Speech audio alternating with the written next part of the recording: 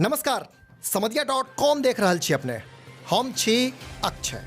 एखनुक सबसँ बड़का खबर ई जे पड़ोसी देश नेपाल सहित मिथिला आ बिहार प्रक्षेत्र में आइ भोरे भूकंपक झटका महसूस कयल गेल अछि, जकर पुष्टि करैत नेशनल सेंटर ऑफ सिस्मोलॉजी सेहो ट्वीट केलक अछि।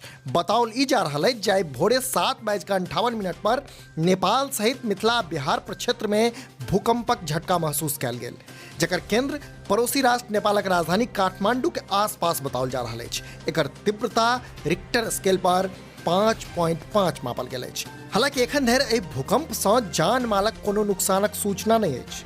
तऽ एखनुक सबसँ बड़का खबर ई जे आइ भोरे भूकंप आयल छल।